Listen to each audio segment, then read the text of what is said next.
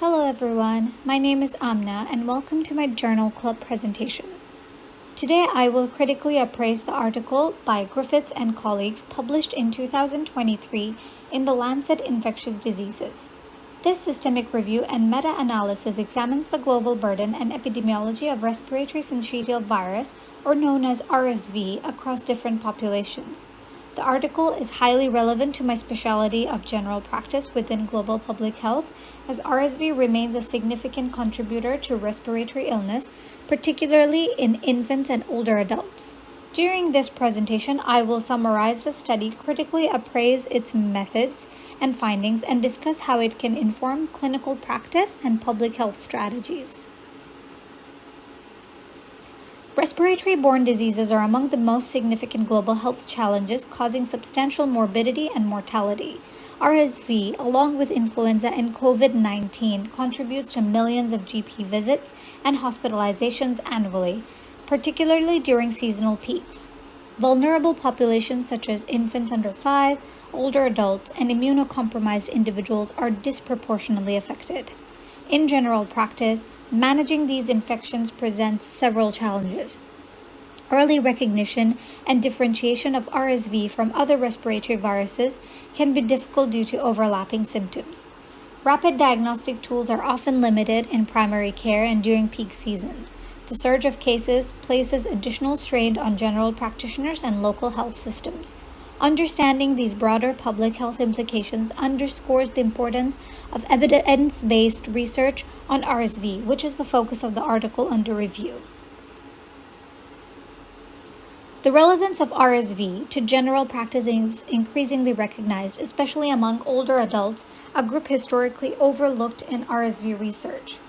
Recent evidence shows that RSV is a growing cause of hospitalizations and complications in adults aged 60 and older.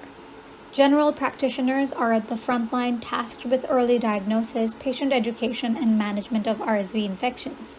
They also play a critical role in implementing preventive strategies, including maternal immunization for infants, the use of monoclonal antibodies, and emerging adult vaccines. Understanding RSV's burden and transmission dynamics is essential not only for clinical practice, but also for public health planning, vaccine rollout, and resource allocation, particularly in low and middle income countries where healthcare access may be limited, according to the World Health Organization. This makes the article by Griffiths et al. Highly relevant, as it synthesizes global evidence that can directly inform both primary care practice and broader public health strategies. The primary research question of Griffiths et al. Was to determine the global burden of RSV across different age groups and regions. Specifically, the study examined how RSV incidence, hospitalizations, and mortality differ by age, geographic location, and income level. The overarching aim was to provide a comprehensive evidence base to guide prevention strategies such as vaccination programs and the use of monoclonal antibodies, as well as to inform maternal immunization initiatives. Additionally, the study sought to identify gaps in RSV surveillance and data reporting, particularly in low and middle income countries where limited data can impede public health planning. By addressing these questions, the article helps translate epidemiological evidence into practical strategies for both general practitioners and public health policymakers, highlighting areas where intervention can reduce the disease burden. The research question addressed by Griffiths et al. Is important for several reasons. RSV is a leading cause of acute lower respiratory tract infections and mortality in children under 5, particularly in low-resource settings. Recent evidence also shows that older adults are increasingly at risk of severe RSV disease, hospitalization, and complications. From a general practice perspective, RSV places a substantial burden on primary care services with increased patient visits, hospital referrals, and associated healthcare costs.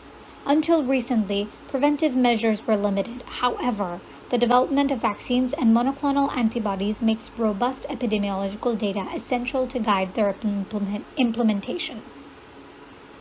By quantifying RSV burden and identifying high-risk population, this research informs global health policy and supports equitable access to interventions, helping GPs and public health practitioners prioritize prevention strategies and allocate resources efficiently.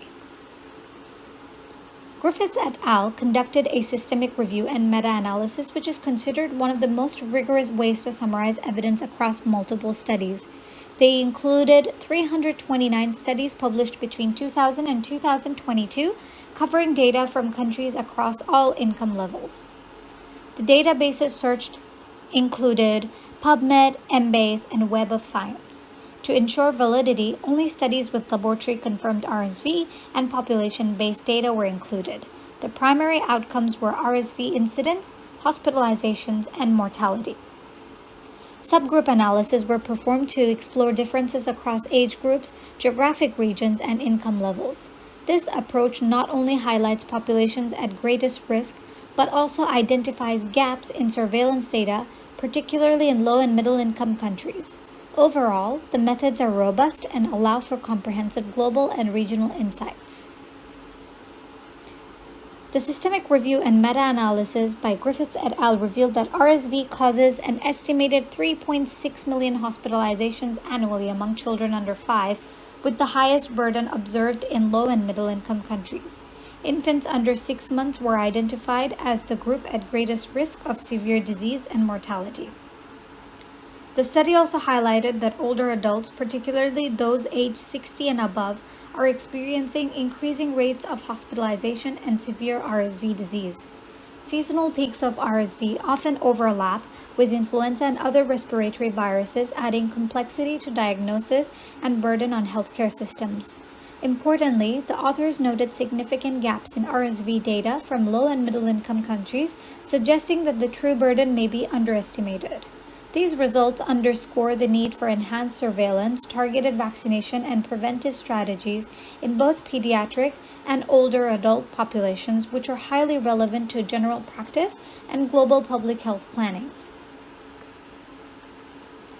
The article by Griffiths et al. Is highly important because it quantifies the global burden of RSV, providing evidence to guide vaccination and preventive strategies in both children and older adults. Its validity is strengthened by the rigorous systemic review and meta-analysis methodology, inclusion of 329 studies, and comprehensive global coverage.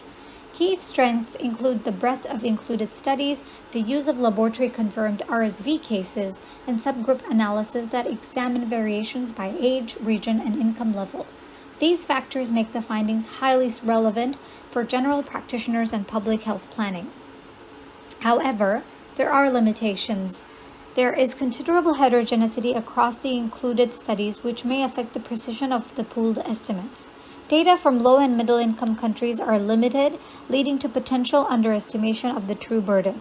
Additionally, the publication bias cannot be fully excluded, as studies reporting null results may be less likely to be published. Despite these limitations, the article provides valuable insights for both clinical and public health practice. The Griffiths et al. Study has multiple strengths. It included 329 studies from countries worldwide, which enhances its scope and applicability. By including only laboratory-confirmed RSV cases, the findings are more accurate and reliable. Subgroup analysis by age, geographic region, and income level provide important insights into high-risk population and areas with the highest disease burden. The use of systemic review and meta-analysis methods ensures the study's rigor, while the results provide evidence to inform vaccination strategies, preventive interventions, and public health planning. Overall, these strengths make the study highly relevant to general practice and global public health policy.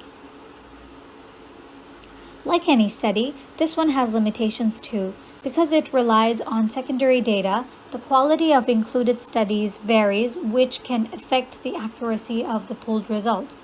There are notable gaps in data from low-income countries, which limits how well findings reflect the global burden of RSV in those settings. There is also the risk of publication bias, as studies with significant findings are more likely to be published. In addition, heterogeneity in diagnostic methods and study designs across studies creates variability in outcomes. Finally, the lack of data from certain regions means the global estimates may actually underrepresent the true burden of RSV, particularly in areas with weaker surveillance and reporting systems. The findings from Griffiths et al. Have direct relevance to general practice. GPs are often the first point of contact for patients with respiratory symptoms, and understanding the global burden of RSV helps them prioritize early diagnosis and patient education. The evidence also supports vaccination strategies, including adult immunization for older adults and maternal immunization to protect infants. It helps clinicians identify and prioritize high-risk populations, such as infants under 6 months, older adults, and immunocompromised patients. Beyond individual patient care, the study informs public health planning and resource allocation by highlighting regions and populations with the greatest burden. It also underscores the need for improved RSV surveillance in low and middle income countries, which is critical for developing effective preventive strategies and equitable access to vaccines. The key takeaways from this paper are clear. RSV remains a leading cause of illness and death in children worldwide, particularly in low and middle income countries where healthcare access is limited. For general practitioners, the study reinforces the importance of prevention and early detection at the primary care level, while also highlighting the urgent need for vaccines and maternal immunization strategies that are already in development. After critically reviewing Griffiths et al., I consider this study highly valuable for informing my practice as a general practitioner working in global public health. The systemic review provides robust evidence on the global and regional burden of RSV, identifies high-risk population, and highlights the potential impact of vaccination strategies. I plan to use these findings to guide discussions with patients about RSV vaccinations, to educate families on preventive strategies, and to advocate for improved surveillance and stronger public health measures. Overall, the evidence presented in this study supports informed decision-making in both individual patient care and broader public health planning, reinforcing the essential role of general practitioners in managing respiratory-borne diseases.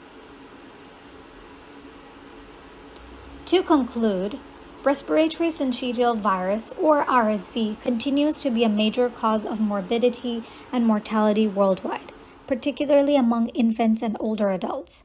The systemic review by Griffiths et al. Provides strong, high-quality evidence on the burden of RSV, identifying high-risk populations and highlighting gaps in data, especially in low- and middle-income countries. These findings are directly applicable to general practice and broader public health. They help vaccination strategies, preventive measures, and public health planning. General practitioners are central to early detection, patient education, and advocating for improved surveillance and vaccination access. Overall, this research supports evidence-based clinical practice and policy development, ensuring that interventions for RSV are both effective and equitable across populations. By integrating these findings into primary care and public health planning, we can better protect vulnerable populations and reduce the burden of RSV globally. Thank you.